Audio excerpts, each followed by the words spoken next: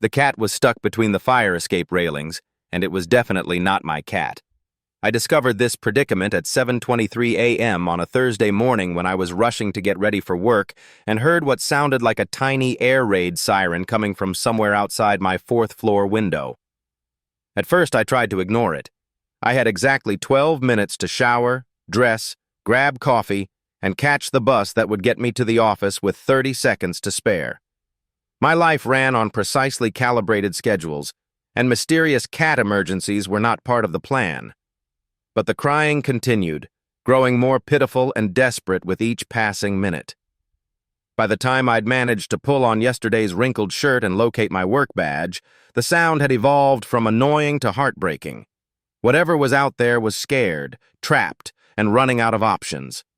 I abandoned my morning routine and went to investigate.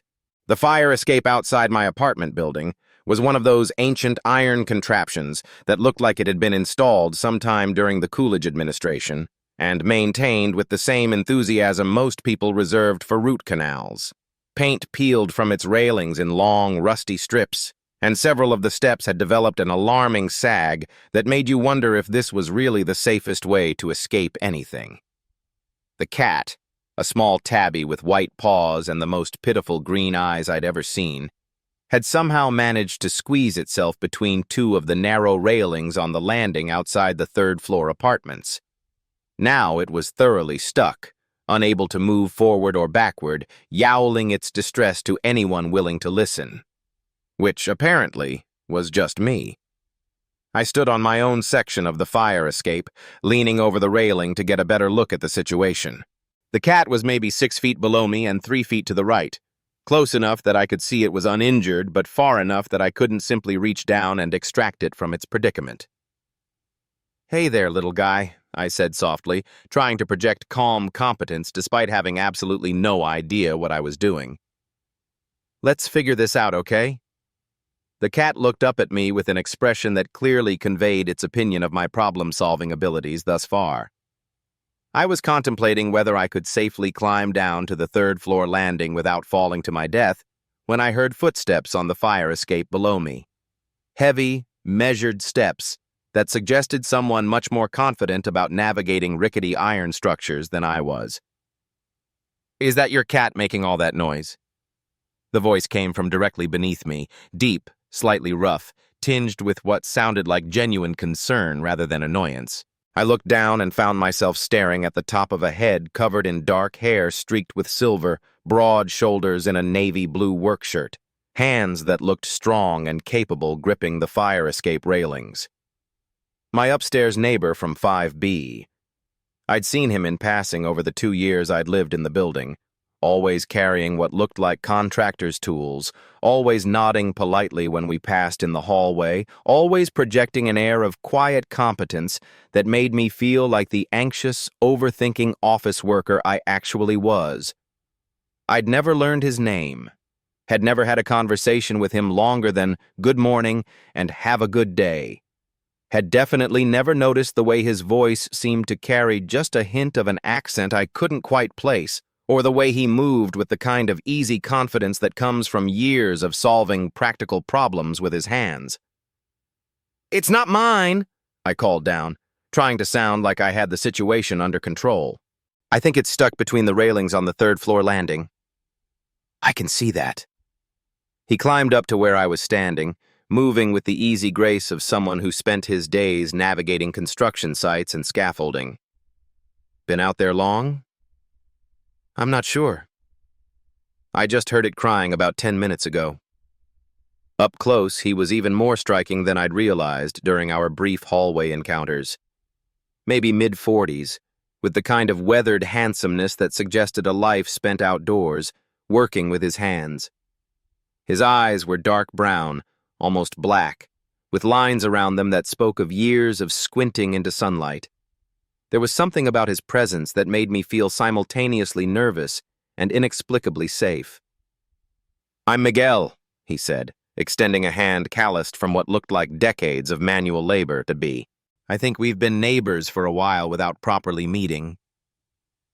"Ben," I replied, shaking his hand and trying not to notice the way his fingers seemed to engulf mine completely. 4B. And yes, we have. I'm usually rushing off to work when I see you. Office job? Insurance adjusting. Riveting stuff, as you can imagine. Miguel smiled at that, and I felt something warm unfurl in my chest. When was the last time someone had smiled at my self-deprecating humor like they actually found me amusing rather than pathetic? Well, Ben from 4B, he said, what do you think about helping me rescue this cat? I've got some tools in my apartment that might do the trick. You don't have to. I mean, it's not even our cat. We don't really have any obligation to— No, Miguel agreed, looking down at the still crying tabby with an expression of gentle concern. But that doesn't mean we shouldn't help. The simple certainty in his voice made something shift inside me. When was the last time I'd done something just because it was the right thing to do, without calculating the personal cost or inconvenience? When had I become the type of person who would walk away from a creature in distress because it wasn't technically my problem? What do you need me to do? I asked. Miguel's smile widened, and I realized I would probably agree to help him with just about anything if it meant he'd keep looking at me like that, like I was someone worth depending on. Stay here and keep talking to the cat, he said. Let it know we're not abandoning it. I'll grab some tools and be right back. He disappeared up the fire escape with the same sure-footed confidence he'd shown climbing down, leaving me alone with the trapped tabby and the growing realization that this was the longest conversation I'd had with another human being outside of work in weeks. Don't worry, I told the cat, feeling slightly ridiculous but committed to following Miguel's instructions. Help is coming. Miguel seems like the kind of guy who knows how to fix things. The cat's crying had quieted to occasional pitiful mewing, as if it had decided to trust that the humans were finally taking its predicament seriously. Miguel returned within minutes, carrying what looked like a small toolkit and moving with the focused efficiency of someone who approached problems systematically. He examined the cat's predicament from several angles, measuring the space between the railings with his eyes and testing the stability of the fire escape structure. Okay, he said finally. The railings here are just slightly bent from years of weather and settling. If I can spread them apart by maybe 2 inches, there should be enough room for our friend here to back out the way it came in. How do we spread them apart? Miguel held up what looked like a small crowbar. Very carefully. The trick is applying pressure gradually so we don't stress the metal too much or startle the cat. He positioned himself on the 3rd-floor landing, bracing his feet carefully and working the crowbar between the railings just above where the cat was trapped. I found myself watching the way his shoulders moved under his work shirt, the precise control he maintained as he applied pressure to the bent metal. There, he said quietly as the railings shifted apart with a small groan of protesting iron. Try backing up now, little guy. The cat, apparently understanding that this was its chance at freedom, immediately began working its way backwards through the widened gap.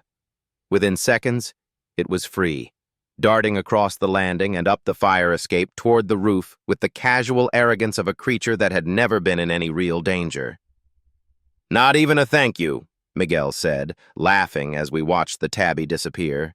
Typical cat behavior.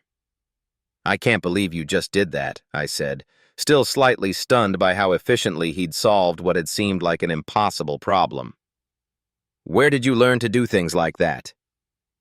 30 years in construction, Miguel said, packing his tools back into their case with the same methodical precision he'd shown using them. You learn to improvise solutions, especially when you're working on older buildings like this one. 30 years? I tried to do the math in my head. Did you start when you were 12? 16, actually. Dropped out of high school to work with my uncle's crew. Miguel's expression grew slightly more serious. Not the path most people would recommend, but it worked out for me. There was something in his voice that suggested there was more to that story, but before I could decide whether it would be appropriate to ask, he was standing up, shouldering his tool case. I should let you get ready for work, he said.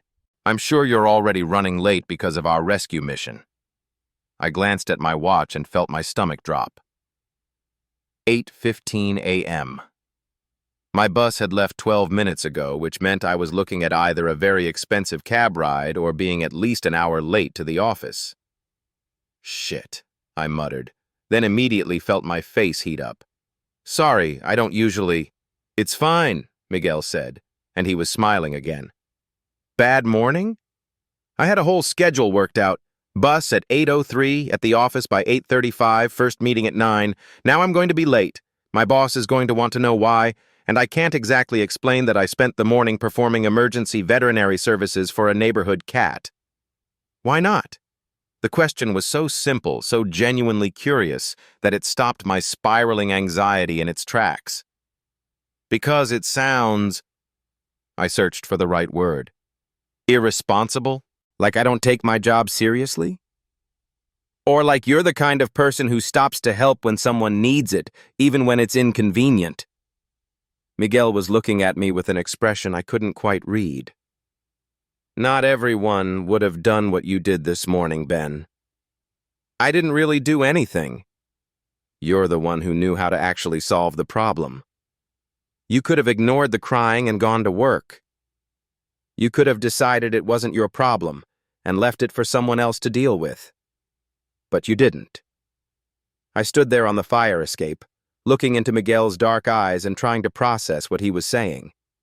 In my world, being late to work because you stopped to help a trapped cat was the kind of thing that got you labeled as lacking focus, as someone who couldn't prioritize properly. The idea that it might be seen as something positive, something that said good things about my character, was so foreign I didn't know how to respond. I should call my boss, I said finally. Let him know I'm going to be late. Good idea. And Ben? I paused in the act of pulling out my phone. Thank you for helping. It was nice to have a partner in the rescue effort. Something about the way he said partner made my chest tighten in a way I couldn't quite explain. Thank you for actually knowing what to do, I replied. I would have just stood here talking to the cat until it figured out how to extract itself. Sometimes that's exactly what someone needs. To know they're not alone while they figure things out. The words hung in the air between us, weighted with meaning I wasn't sure I was ready to examine too closely. Miguel climbed back up to his section of the fire escape, leaving me standing alone on mine, staring at my phone and trying to figure out how to explain to my boss why I was going to be an hour late. In the end, I went with a version of the truth. Emergency in my building that required immediate attention. My boss, Mr. Harrison, was not pleased, but he accepted the explanation with the kind of resigned irritation that suggested this was just another example of my general unreliability. By the time I finally made it to the office, showered and dressed in clothes that actually matched, it was nearly 10 a.m. I spent the rest of the day playing catch-up, fielding disapproving looks from colleagues, and trying to focus on insurance claims when my mind kept drifting to the feeling of Miguel's hand in mine, the way he'd smiled when I'd volunteered to help, the casual confidence with which he'd approached what seemed like an impossible problem. I didn't see him again for 3 days. On Sunday evening, I was coming back from a grocery run, my weekly expedition to purchase enough frozen dinners and energy bars to sustain me through another week of 12-hour workdays, when I encountered Miguel in the building's tiny lobby, checking his mailbox. Ben, he said, looking genuinely pleased to see me. How's work been? Did you survive the fallout from our cat rescue mission? Barely, I admitted. But it was worth it. I haven't heard any crying from the fire escape since Thursday, so I think our friend found a safer place to explore. Good. Miguel closed his mailbox and turned to face me fully. I've been meaning to ask, do you drink coffee? The question was so unexpected that for a moment I just stared at him. Coffee? It's a beverage made from roasted beans, Miguel said, deadpan. Popular in most cultures, often consumed in the morning, sometimes in social situations. I felt myself smile despite the long day and my general exhaustion. I'm familiar with the concept. Good.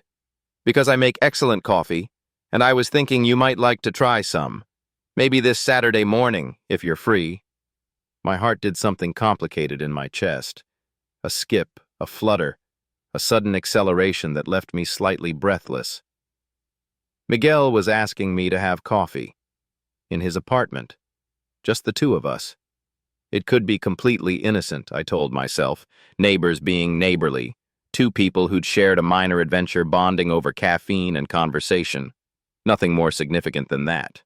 But something about the way he was looking at me, steady, patient, like he was genuinely interested in my answer, suggested it might not be that simple. "I'd like that," I said, the words coming out slightly rougher than I'd intended. "I'd like that a lot." "Great." Miguel's smile was warm, genuine, and directed entirely at me. 9 o'clock? I'm an early riser, but I know not everyone is. 9 is perfect. Should I bring anything? Just yourself. We rode the elevator up together in comfortable silence, and I found myself hyper-aware of his presence beside me. The way he smelled like sawdust and something clean and masculine. The way he stood with perfect posture despite what must have been years of physical labor. The way he seemed completely at ease in his own skin in a way I envied desperately. "See you Saturday," he said as we reached his floor. "See you Saturday." I continued up to my own apartment, groceries in hand, mind spinning with the realization that I had somehow managed to make plans with my neighbor. My attractive, competent, kind neighbor who had spent a Thursday morning helping me rescue a cat and who apparently made excellent coffee. The next few days passed in a haze of anticipation and anxiety. I found myself thinking about Saturday morning at the most inappropriate times, during client meetings, while reviewing insurance claims, in the middle of conversations with colleagues who probably wondered why I kept trailing off mid-sentence. What did you wear to have coffee with your neighbor? What did you talk about? Was this actually a date? Or was I reading way too much into a simple invitation? And underlying all of these questions was a deeper anxiety I'd been avoiding for months. What did it mean that I was this excited about spending time with another man? I'd always told myself I was just focused on my career, too busy building a stable life to worry about dating. But if I was being honest, really, truly honest, the few relationships I'd attempted with women had felt like I was going through the motions, playing a role I didn't quite understand. I'd chalked it up to being introverted, to needing more time to develop romantic feelings, to simply not having met the right person yet. But the way I felt about Miguel's invitation, the way I'd been thinking about him since Thursday morning, the flutter of nervous excitement in my chest when I imagined sitting across from him in his apartment, that felt different. More real. More like what all those love songs and movies were talking about. Saturday morning arrived gray and overcast, with the kind of persistent drizzle that made everything look washed out and melancholy. I stood in front of my bathroom mirror at 8:45 a.m., having already changed clothes twice, trying to decide if I looked like someone worth having coffee with or just like someone who was trying too hard. I settled on dark jeans and a blue button-down shirt that my sister had bought me for Christmas 2 years ago. "It brings out your eyes," she'd said. And while I'd rolled my eyes at the comment, I'd kept the shirt. Now I found myself hoping she was right. At exactly 9 a.m., I knocked on Miguel's door. He opened it wearing faded jeans and a gray Henley that hugged his shoulders in a way that made my mouth go dry. His hair was still slightly damp, like he'd just showered, and he was barefoot, which somehow made the whole encounter feel more intimate than I'd expected. "Perfect timing," he said, stepping back to let me in. "Coffee's almost ready." Miguel's apartment was the mirror image of mine in terms of layout, but that was where the similarities ended. Where my place was sparse and impersonal, the bare minimum furniture needed to function, white walls decorated with nothing more personal than a generic landscape print, his was warm, lived in, thoughtfully arranged. The walls were painted in rich, warm colors that made everything feel cozy and inviting. Art hung on the walls, not expensive pieces, but photographs and prints that had clearly been chosen because he loved them, not because they matched the furniture. Books were scattered on tables and shelves, novels mixed with what looked like technical manuals and poetry collections. "This is beautiful," I said, and meant it. "You have great taste." "Thanks." Miguel looked pleased, like my opinion mattered to him. "I've been here about 5 years. Had time to make it feel like home instead of just a place to sleep between work shifts." 5 years? I tried to hide my surprise. "I've only been here 2 years. I can't believe we've been neighbors this long without really meeting. Different schedules, I guess. I'm usually heading out to job sites when most people are just waking up, home by mid-afternoon when everyone else is still at work." Miguel moved toward the kitchen, which smelled like coffee, and something that might have been fresh bread. "Plus, you always seemed like you were rushing somewhere important. Didn't want to slow you down with small talk." "I wasn't rushing anywhere important," I said without thinking, then immediately felt my face heat up. "I mean, work is important, but it's not. I just always felt like I should be moving faster, you know? Like if I slowed down, I might miss something or fall behind or—" I trailed off, realizing I was rambling and probably revealing more about my anxious personality than Miguel really wanted to know. "Or you might have to actually connect with another human being," Miguel said gently, handing me a mug of coffee that smelled better than anything I'd ever made in my own kitchen. The observation was so accurate it made me flinch. "That obvious, huh?" "Not obvious, just familiar." Miguel settled into the chair across from me at his small kitchen table. "I went through a phase like that myself after my divorce. Easier to stay busy than to think about how lonely you are." "You were married?" The question slipped out before I could stop it, and I immediately regretted the surprise in my voice. Of course Miguel could have been married, probably had been married. He was attractive, successful, kind, the kind of man anyone would be lucky to build a life with. "For 8 years, Miguel said, taking a sip of his coffee. "Elena, we met when I was 25, married when I was 27. She was beautiful, smart, everything I thought I wanted in a partner." "What happened?" Miguel was quiet for a long moment, staring into his coffee like it might contain answers to questions he was still asking himself. "I think we both realized we were trying to be people we weren't," he said finally. "She wanted the kind of life you see in magazines. Big house in the suburbs, fancy cars, country club memberships, husband in a suit instead of work boots. And I wanted to want those things too, because that's what you're supposed to want, right? Success, stability, the American dream. But you didn't?" "I liked my work. I liked working with my hands, solving problems, building things that would last. I liked coming home tired and satisfied instead of stressed and climbing the corporate ladder. I liked small gatherings with close friends instead of networking events with hundreds of strangers." Miguel's smile was rueful. Turns out that wasn't the life Elena had in mind when she said "I do." "That sounds hard. The divorce, I mean." It was. But it was also honest. Finally. We were both trying so hard to be what we thought the other person needed that we forgot to figure out what we actually needed ourselves. I took a sip of coffee, which was, as advertised, excellent, and tried to process what Miguel was telling me. There was something in his story that resonated with my own experience, though I couldn't quite put my finger on what it was. "What about you?" Miguel asked. "Ever been married? Serious relationships?" "Not really," I admitted. "A few girlfriends in college, nothing that lasted more than a few months. I always told myself I was too focused on getting my career established, but honestly, I think I just never found anyone I connected with. Or you never let yourself connect with anyone." The observation was gentle but pointed, and it hit closer to home than I was comfortable admitting. "Maybe," I said carefully. "I've always been better with spreadsheets than people. And yet here you are, having coffee with your neighbor on a Saturday morning instead of doing whatever it is insurance adjusters do on weekends. Paperwork, mostly, reading industry publications, riveting stuff." Miguel laughed, and the sound made something warm unfurl in my chest. "So what made you say yes?" he asked. "To coffee, I mean. You could have made an excuse, kept things polite and distant like they've been for the past 2 years." It was a fair question, and one I'd been asking myself for the past week. Why had I said yes?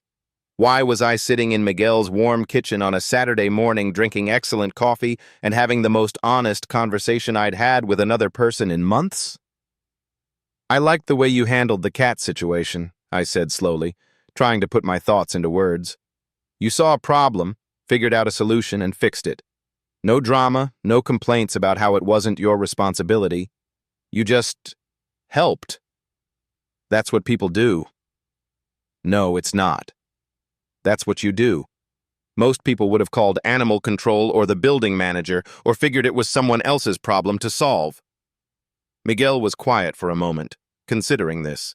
"And that impressed you?" It made me realize I wanted to know more about the kind of person who stops to help a trapped cat on a Thursday morning. I took another sip of coffee, gathering courage for the next part. And it made me realize I've been spending so much time rushing past everyone in my life that I've never actually gotten to know any of them. Including your neighbors. Including my neighbors. We sat in comfortable silence for a while, and I found myself studying Miguel's face in the soft morning light filtering through his kitchen window. He had the kind of features that were more interesting than traditionally handsome. A nose that had probably been broken at some point, lines around his eyes that spoke of years spent squinting into sunlight, a mouth that looked like it was more accustomed to smiling than frowning. "Can I ask you something?" Miguel said eventually. "Sure. The other morning, when we were working together to free the cat, you seemed surprised when I said you were the kind of person who stops to help." "Did I? Like you'd never thought of yourself that way before." I set down my coffee mug, suddenly uncomfortable under Miguel's steady gaze. "I don't think of myself as particularly heroic," I said carefully. "I saw a problem. You had the skills to solve it. I provided minimal assistance. That's not exactly stopping a mugging or pulling someone from a burning building. But you could have ignored it. Gone to work, let someone else deal with it. You were already running late. So most people would have prioritized their schedule over a cat they'd never seen before and would probably never see again." I shifted in my chair, not sure why this conversation was making me so uncomfortable. "I just don't think it was that big a deal." "Maybe not. But it tells me something about who you are when no one's watching." Miguel leaned forward slightly, his dark eyes serious. "And I like what it tells me." The words hung in the air between us, heavy with implications I wasn't sure I was ready to examine. There was something in Miguel's voice, in the way he was looking at me, that suggested this conversation was about more than just my character assessment based on a single act of minor kindness. "Miguel?" I started, not sure what I was going to say, just knowing that something was building between us that felt both terrifying and inevitable. "I know this might sound presumptuous," he said quickly, like he was afraid he'd lose his nerve if he didn't get the words out immediately. "But would you like to have dinner sometime? Real dinner, not just coffee between neighbors." My heart did that same complicated dance it had done in the lobby 3 days ago. Skip, flutter, acceleration that left me slightly breathless. "I'd like that," I managed. "I'd like that a lot." "Really? Really?" We sat there grinning at each other like idiots, both of us slightly stunned by this development. The morning light had shifted, throwing warm, golden rectangles across Miguel's kitchen table, and I realized we'd been talking for over an hour. When was the last time I'd spent an hour in conversation with someone without checking my phone, without mentally calculating how the time could be better spent on more productive activities? "I should probably mention," Miguel said, his voice careful, "that I'm gay. In case that changes how you feel about dinner." The words settled between us like a bridge I could either cross or ignore. Miguel was looking at me with an expression that was trying to be casual but couldn't quite hide the vulnerability underneath. "It doesn't change anything," I said quietly, surprised by how sure I sounded. "If anything, it makes me more interested." Something shifted in Miguel's expression. Relief, maybe, but also a kind of cautious hope that made my chest tight. "More interested, how?" "Because I think I might be too," I admitted, the words feeling both strange and liberating in my mouth. "Gay, I mean. I've never really... I haven't dated much. Anyone. But spending time with you feels different than anything I've experienced before." "Different how?"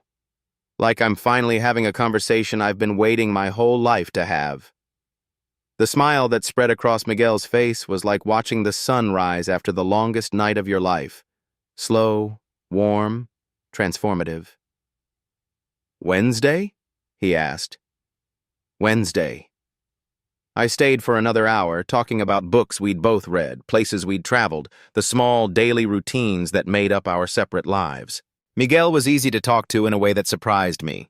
Thoughtful, funny, genuinely interested in my opinions about everything from the best coffee shops in the city to the ethics of insurance claim investigations.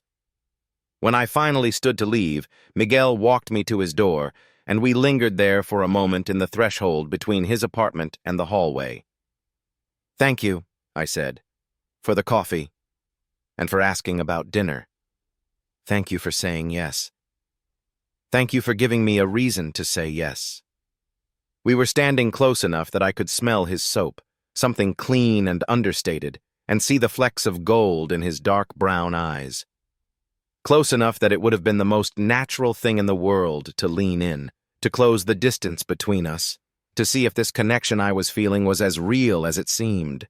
Instead, I reached for the door handle, knowing that if I stayed another moment, I might do something that would complicate the fragile understanding we'd just reached. "I'll see you Wednesday," I said. "See you Wednesday." I was halfway down the hall to the elevator when Miguel's voice stopped me. "Ben?" I turned back to find him still standing in his doorway, silhouetted against the warm light from his apartment. "You don't have to go yet, if you don't want to."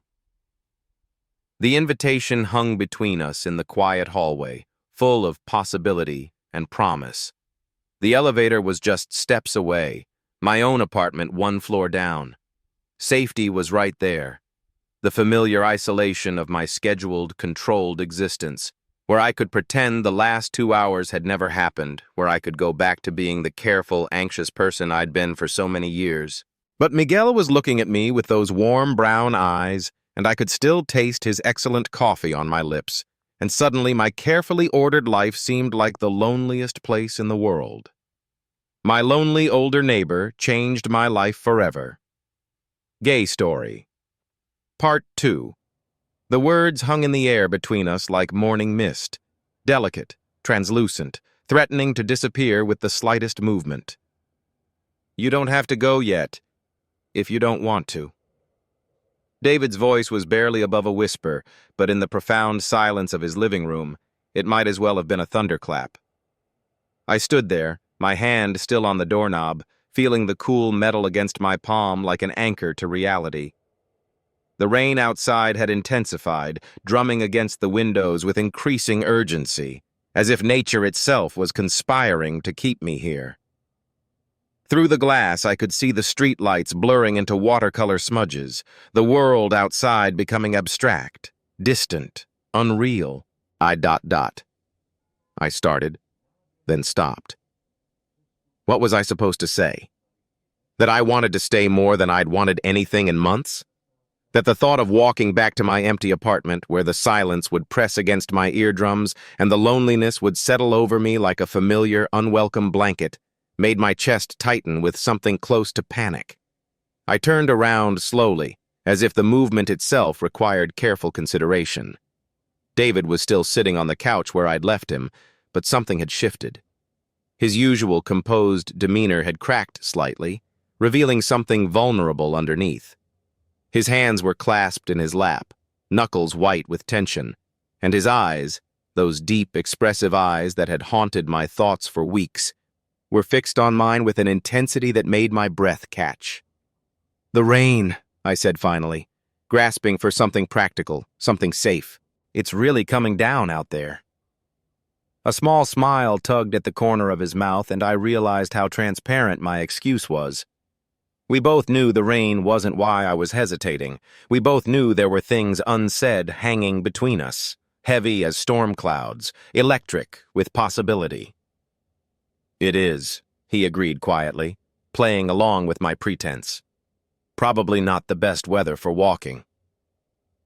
I let my hand fall from the doorknob, the gesture feeling momentous, like crossing some invisible threshold. "Maybe I could stay a little longer, if you're sure you don't mind." "I don't mind." The words came quickly, perhaps too quickly, betraying his own eagerness. He seemed to realize this and looked down at his hands, a faint flush coloring his cheeks. "I mean, I'd like the company. It gets quiet here sometimes." Quiet. Such a simple word, but I heard the loneliness beneath it, recognized it because it echoed my own. I moved away from the door, but instead of returning to the chair I'd occupied earlier, I found myself gravitating toward the couch. The cushion beside him seemed to call to me, though I wasn't sure I was brave enough to answer. "Can I?" I gestured toward the empty space, and he nodded, perhaps too quickly again. "Of course. Please." I settled beside him, careful to maintain what felt like an appropriate distance, though the couch was small enough that our knees were only inches apart.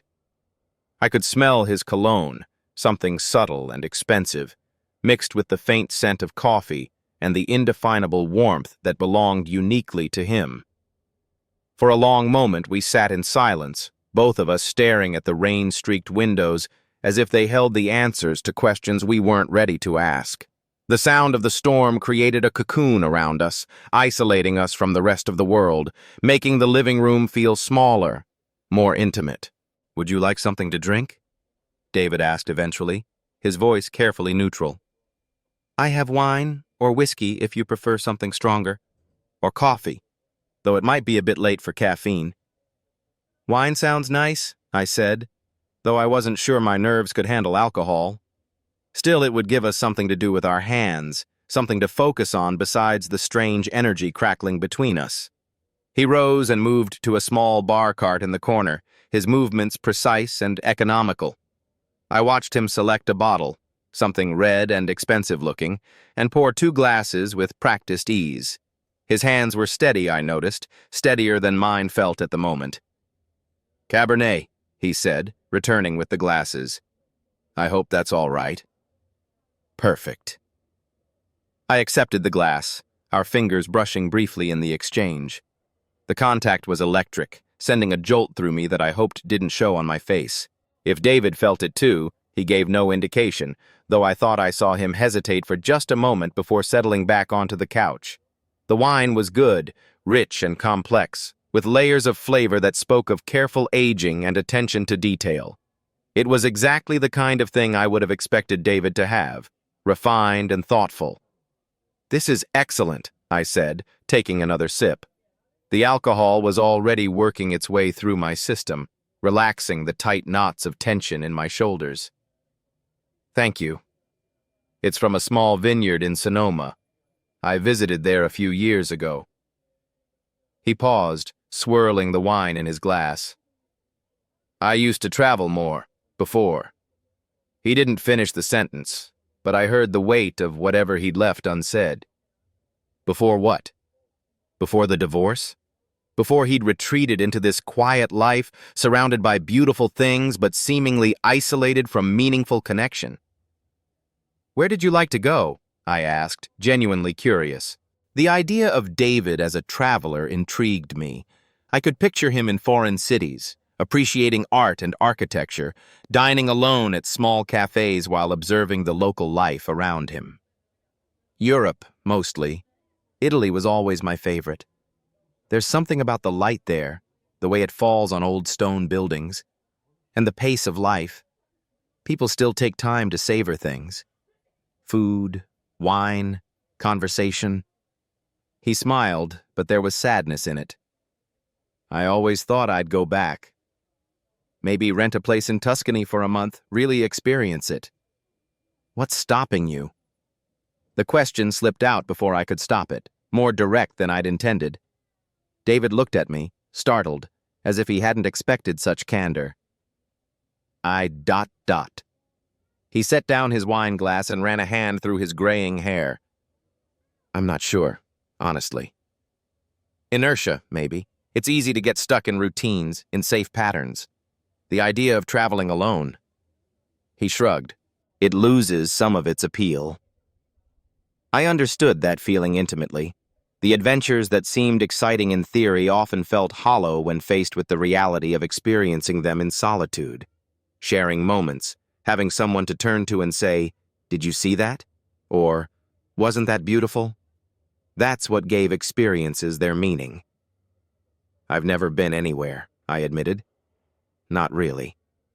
I keep thinking I will someday, when I have enough money or enough time or enough courage, I suppose. But someday always feels so far away. How old are you? David asked gently.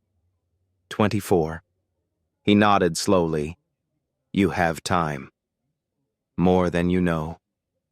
Sometimes it doesn't feel that way. Everyone else seems to have their lives figured out, like they're following some roadmap I was never given.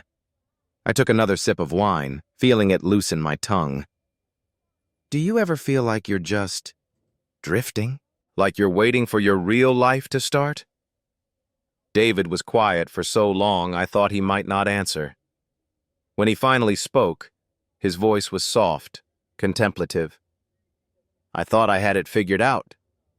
The career, the marriage, the house in the suburbs. I followed all the rules, checked all the boxes, and then one day I woke up and realized I'd built a life that looked perfect from the outside but felt empty inside. He picked up his wine again, staring into the deep red liquid. The worst part wasn't the divorce or losing the house or starting over. The worst part was realizing I'd never really asked myself what I actually wanted. I'd been so busy becoming what I thought I should be that I forgot to discover who I actually was. His words hit me like a physical blow, recognizing my own fears reflected back at me. The terror of waking up one day, decades from now, and realizing I'd sleepwalked through my life. Do you know now who you are? He looked at me then, really looked at me, and I felt exposed under his gaze. I'm starting to figure it out. It's harder than you might think at my age to be honest with yourself about things you've spent years avoiding. The air between us felt charged, heavy with implication. I had the sense we were no longer just talking about travel and life plans. There were other truths lurking beneath the surface of our conversation, other avoidances and discoveries waiting to be acknowledged. What kind of things? I asked, my voice barely above a whisper. David set down his wine glass and turned to face me more fully. The movement brought him closer, our knees almost touching now. I could see the flecks of gold in his brown eyes, could count the lines around them that spoke of years of laughter and worry and experience I couldn't yet imagine. Connection, he said simply. Real connection with another person. Not the performative kind where you say what you think the other person wants to hear, but the kind where you can be completely yourself, flaws and all, and trust that they'll stay. My heart was beating so hard I was sure he could hear it. Have you found that? I thought I had once. But I was wrong. We were both performing, both trying to be who we thought we should be instead of who we were. He paused, his eyes searching mine. What about you, Alex? Do you know who you are? The question hung in the air between us, impossible to ignore. Did I know who I was? I'd spent so much time trying to figure out how to fit in, how to be normal, how to navigate a world that often felt like it wasn't made for people like me. But who was I beneath all that? What did I want when I stripped away all the shoulds and supposed tos? Looking at David, sitting so close I could feel the warmth radiating from his body, I thought I might be starting to understand. "I'm trying to figure it out too," I said honestly. "Sometimes I feel like I'm wearing a costume, playing a part. At work, with friends, even with my family. Like the real me is buried so deep I'm not sure I'd recognize him if I found him." "What does the real you want?" David asked softly. The question was simple but devastating. What did I want? Not what was expected of me, not what would make my parents proud or my friends comfortable or society accepting. What did Alex, the real Alex, underneath all the layers, actually want? I looked at David's face, kind and patient and beautiful in the lamplight, and felt something shift inside my chest. The answer rose up from some deep place, clear and undeniable and terrifying. "This," I whispered. "I want this." The words hung between us, and I saw David's breath catch. His eyes widened slightly, and for a moment I thought I'd made a terrible mistake, misread the situation completely. But then his expression softened, and he reached out slowly, tentatively, until his fingers brushed against mine where they rested on the couch between us. "Alex," he said, and my name sounded different in his voice, weighted with something I couldn't name. "I'm sorry," I started to say, but he shook his head. "Don't apologize. Please don't apologize for being honest." His fingers intertwined with mine, and the simple contact sent warmth shooting up my arm. His skin was soft, slightly dry, with calluses that spoke of some hobby or interest I didn't know about yet. I wanted to know about them, wanted to know everything about him. "I haven't felt this way in—" David trailed off, shaking his head. "I can't remember the last time I felt this way about anyone." "What way?" I asked, though I thought I knew. I hoped I knew. "Connected. Interested. Like I want to know everything about you, every thought in your head, every dream you've ever had." He paused, his thumb tracing small circles on the back of my hand. "Like I want to share things with you, show you places, experience things together." The rain outside seemed to intensify, driving against the windows with renewed force. But inside David's living room, in the warm circle of lamplight, with his hand in mine, I felt safer than I had in months. "I feel like I've been sleepwalking," I said quietly. "Just going through the motions, waiting for something to happen. And then I saw you that first day, working in your garden, and something woke up inside me." David's eyes searched my face. "What woke up?" I thought about how to put it into words, this feeling that had been growing steadily stronger with each interaction, each shared moment. "Hope, I think. The possibility that maybe I wasn't as alone as I thought. That maybe there was someone who might understand, who might—" I trailed off, not quite brave enough to finish the thought. Who might what? Who might see me? Really see me? Not the version I present to the world, but the person underneath. David was quiet for a long moment, his fingers still moving gently against mine. When he spoke, his voice was thick with emotion. "I see you, Alex. I've been seeing you since that first day when you helped me with those groceries. The way you notice things, flowers, details, the feelings people try to hide. The way you listen, really listen, like what someone is saying matters to you. The kindness you show without expecting anything in return."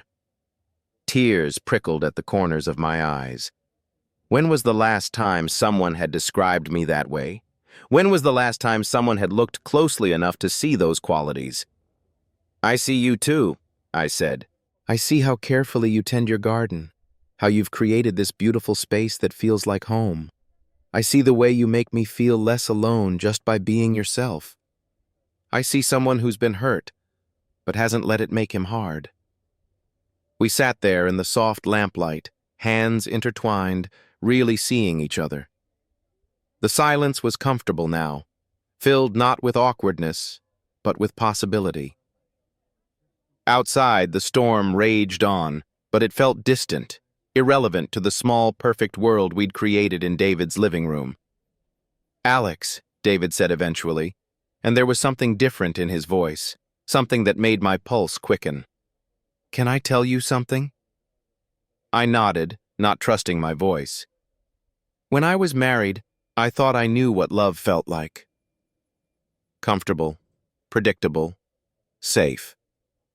But sitting here with you, I'm realizing that what I felt then was just familiarity, affection maybe, but not this." He lifted our joined hands, studying our intertwined fingers.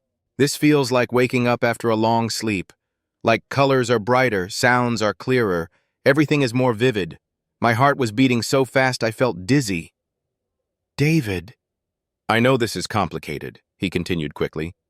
"I know there's an age difference, and I know you probably didn't expect this when you knocked on my door that first day. But I can't pretend I don't feel it. This connection between us, it's real, isn't it? I'm not imagining it." "You're not imagining it," I said, my voice barely audible. "I feel it too. I've been feeling it for weeks now, and I didn't know what to do with it." Relief washed over David's features. "I was terrified I was reading the signals wrong, projecting my own feelings onto innocent friendship." "It's not just friendship," I said, the admission feeling both liberating and terrifying.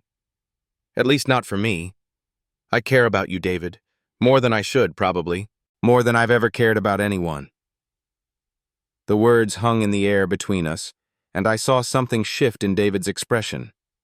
The careful control he always maintained seemed to slip, revealing raw vulnerability underneath. "Alex," he whispered, and then his free hand was reaching up to cup my cheek, his thumb brushing against my skin with devastating gentleness. I leaned into his touch, my eyes fluttering closed. His palm was warm against my face, slightly rough, achingly tender. When I opened my eyes again, he was looking at me with an intensity that made my breath catch. "Is this okay?" he asked softly. Instead of answering with words, I leaned closer, closing the distance between us until our foreheads were almost touching. I could feel his breath against my lips, could see the way his pupils had dilated, could sense the tension in his body as he held himself carefully still. "David," I breathed. And then somehow we were kissing. It was soft at first, tentative, a question more than a statement. His lips were warm and wine-sweet, moving against mine with careful reverence. I felt something inside my chest crack open, some wall I'd built to protect myself crumbling under the gentle assault of his tenderness. When we broke apart, we stayed close, breathing the same air, foreheads still touching. David's eyes were closed, his expression one of wonder and something like relief. "I've been wanting to do that for so long," he admitted quietly. "Me too," I whispered back. "I just didn't think. I wasn't sure if you—" "If I what?" "If you could want someone like me." David pulled back slightly so he could look at me properly, his hand still cradling my face. "Someone like you?" "Alex, you're incredible. You're kind and thoughtful and beautiful, and you make me feel things I didn't think I was capable of feeling anymore. But you're perfect," he said firmly, cutting off whatever self-deprecating thing I'd been about to say. "You're exactly who you're supposed to be." The simple acceptance in his voice, the way he said it like it was an indisputable fact, broke something loose inside me. I kissed him again, less tentatively this time, pouring weeks of longing and connection and hope into the contact between our lips. David responded with equal intensity, his arms coming around me, pulling me closer. I could taste the wine on his tongue, could feel the way his hands trembled slightly as they mapped the contours of my shoulders, my back. It was overwhelming and perfect and not nearly enough all at once. When we finally broke apart, both of us were breathing hard. David rested his forehead against mine, his eyes still closed, a small smile playing at his lips. "This is insane," he murmured, but there was no regret in his voice. Good insane or bad insane? The best kind of insane. He opened his eyes, looking at me with such warmth that I felt it all the way to my toes. The kind that makes you remember you're alive. I settled back against the couch, and David moved with me, his arm around my shoulders now, holding me close against his side.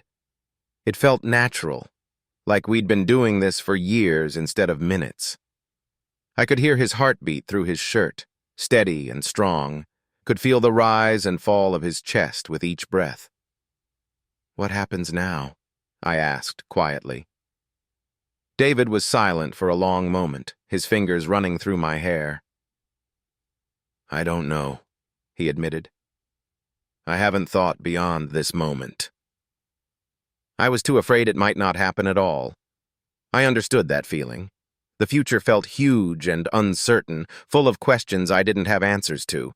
But for once, that didn't terrify me. Whatever came next, we'd figure it out together. "I should probably go soon," I said reluctantly, though the last thing I wanted was to leave the warmth of David's arms, the safety of his living room. "It's getting late and I have work tomorrow." "Of course," David said, though I could hear the disappointment in his voice. "I don't want to keep you." Neither of us moved. Outside, the rain continued its relentless percussion against the windows. I found myself thinking about my apartment, dark and quiet and empty, and felt a strange reluctance to return to it. It had felt like home before, my own small space in the world, but now it seemed like a place I was hiding rather than living. "Alex?" David's voice was hesitant, as if he was unsure whether he should voice whatever thought he was having. "Would you... that is, if you want to... you could stay. Tonight, I mean." The words came out in a rush, and I felt him tense beside me as if he was already regretting the offer. "Not for... I mean, I don't expect anything. You could take the guest room, it's just that the storm is so bad and it's late and I..." "You don't want me to go," I finished softly. "I don't want you to go," he confirmed. "But I understand if you'd rather..." "I don't want to go either," I interrupted. I was sitting here trying to figure out how to ask if I could stay without sounding presumptuous. David laughed, a sound of pure relief and joy.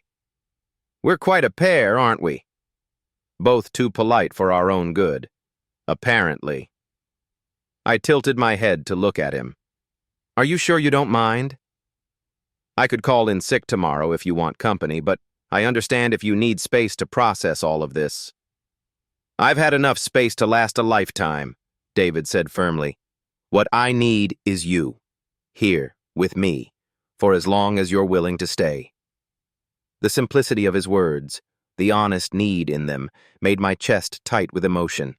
When was the last time someone had needed me, really needed me? Not just wanted something from me or expected something of me, but actually needed my presence, my company, myself. "Then I'll stay," I said. David's arm tightened around me, and I felt him press a soft kiss to the top of my head. "Thank you." We sat in comfortable silence for a while, listening to the storm, content simply to be close to each other. I found myself memorizing the moment, the weight of David's arm around my shoulders, the subtle scent of his cologne, the way the lamplight cast soft shadows across the room, the sound of rain against glass creating a cocoon around us. "I should probably call my boss," I said eventually. "Let him know I might be late tomorrow if the roads are bad." "Good idea. My phone is in the kitchen if you need it." But neither of us moved. The outside world, with its obligations and expectations and complications, felt impossibly distant. Here in David's living room, with his arms around me and his heartbeat steady against my ear, nothing else seemed to matter. "David?" I said quietly. "Are you scared?" He considered the question seriously, his fingers still moving gently through my hair. "Terrified," he admitted. "But not of this. Not of you. I'm scared of how much I want this to work, how much I need it to work. I'm scared of the possibility that this feeling might not last, or that I might somehow mess it up. What if it does last? I asked. What if we figure it out together? Then I'll be the luckiest man alive. The certainty in his voice, the way he said it like it was the most obvious thing in the world, made tears prick at my eyes again. I'd spent so much of my life feeling like I was too much or not enough, like I was asking for things I didn't deserve. But with David, I felt worthy of love, worthy of attention, worthy of the careful tenderness he showed me. I never expected this, I said softly. When I first saw you in your garden, I thought you were just this elegant, untouchable man who lived in a different world from mine. I never imagined you might be lonely too, or that you might see something in me worth caring about. You saw me working in the dirt with my hands, wearing old clothes and probably looking like a mess, David said with a laugh. If anyone was elegant and untouchable, it was you. This beautiful young man who stopped to help a stranger and then kept coming back, brightening my days without even realizing it. Beautiful. The word slipped out before I could stop it, tinged with disbelief. David shifted so he could look at me properly, his expression serious. Incredibly beautiful, inside and out. The fact that you don't see it just makes you more so. I felt heat rise in my cheeks, unused to such direct compliments, such unqualified appreciation. In David's eyes, I saw myself reflected back as someone worth loving, worth treasuring, worth fighting for. It was intoxicating and overwhelming and exactly what some deep part of me had been craving for years. I care about you so much, I whispered, the words inadequate but necessary. More than I know how to express. Show me, David said softly, and then we were kissing again. This kiss was different from the first two, deeper, more confident, tinged with the growing certainty that this was real, that whatever was happening between us wasn't going to disappear with the morning light. I could taste the future in his kiss, could feel the promise of more moments like this, more quiet evenings wrapped in each other's arms, more discoveries and revelations, and gentle intimacies. When we broke apart this time, David rested his hand against my chest, right over my heart. Feel that?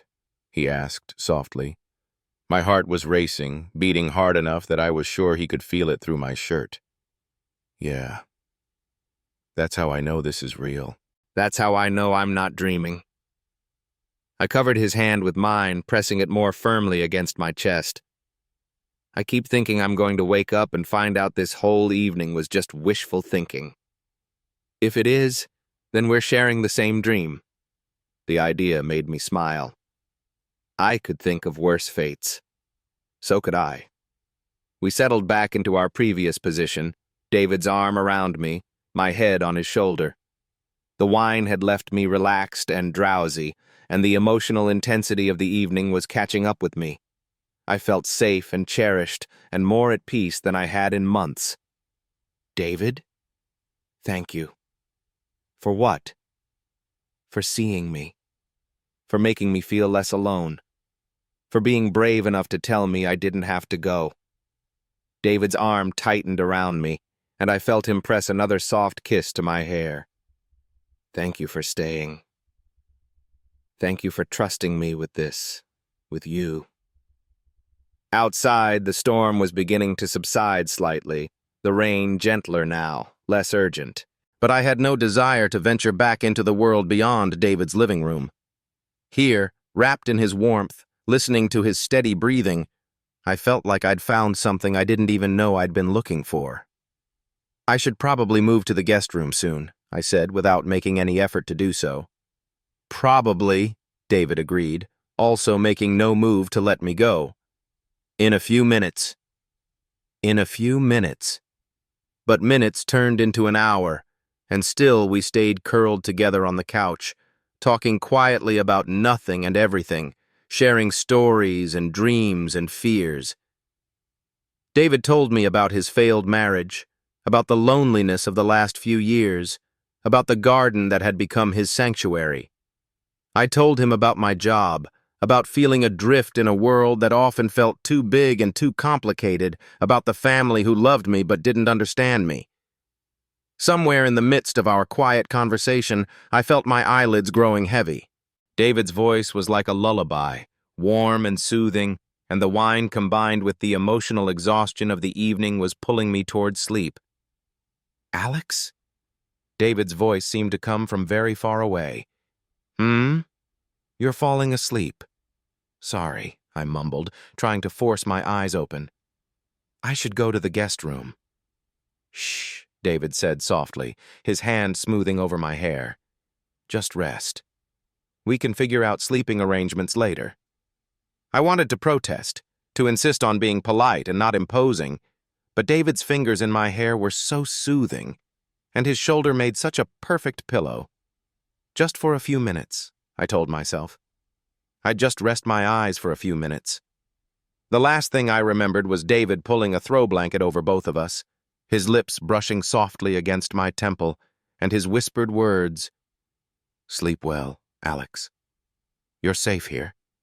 And for the first time in longer than I could remember, I truly was. When I woke, pale morning light was filtering through the windows, and I was still curled against David's side on the couch. He was awake already, watching me with soft eyes, his hand still resting gently in my hair. "Good morning," he said quietly. "Morning," I replied, my voice rough with sleep. "Did you sleep at all?" "A little." "I didn't want to move and wake you up."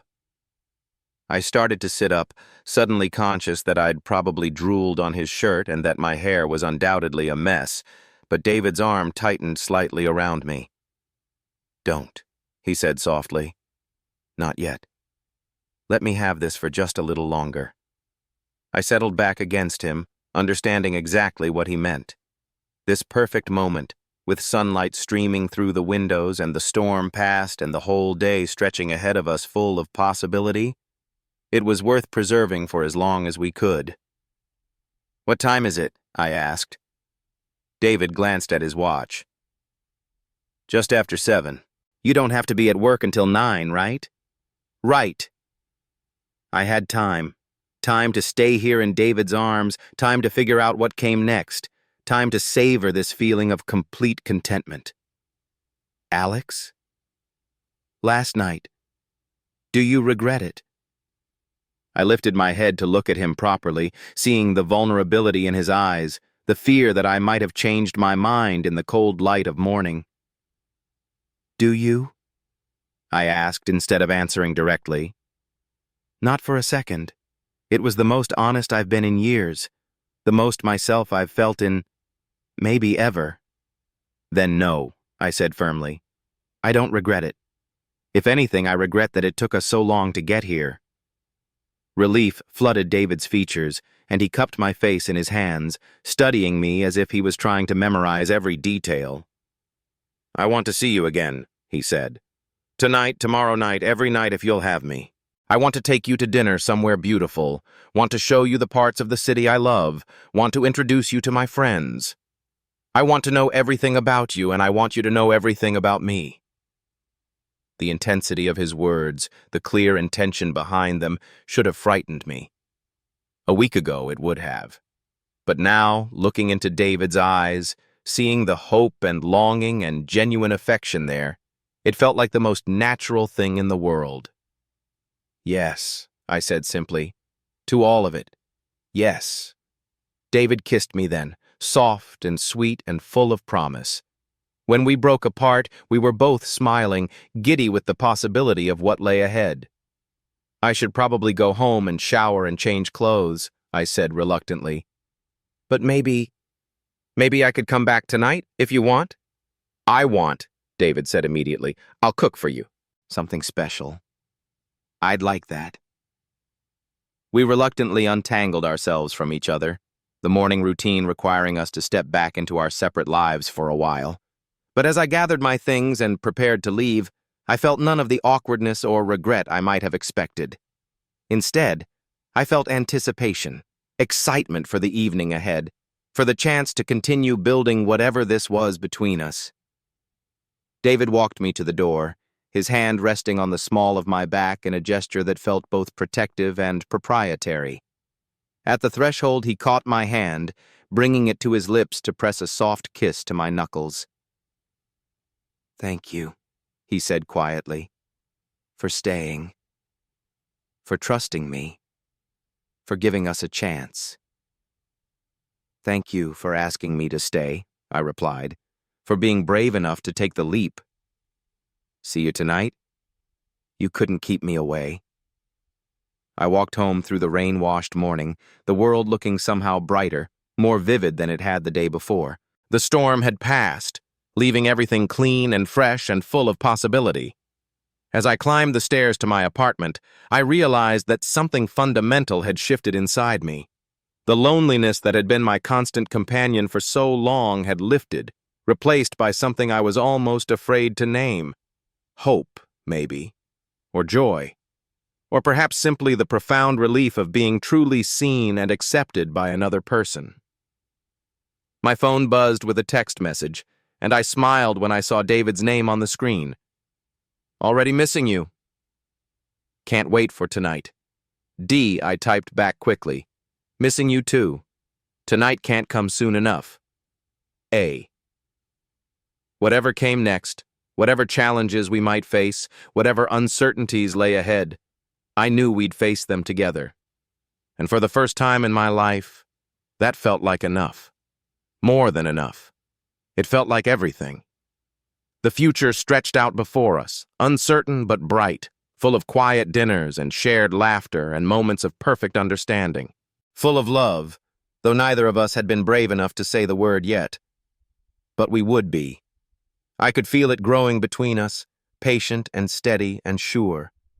We had time to let it develop, time to build something real and lasting and true.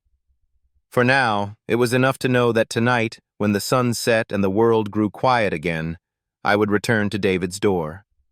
He would be waiting for me, and I would no longer have to walk past his house with longing in my chest and wonder what if. The what if had become what is, and it was more beautiful than anything I could have imagined.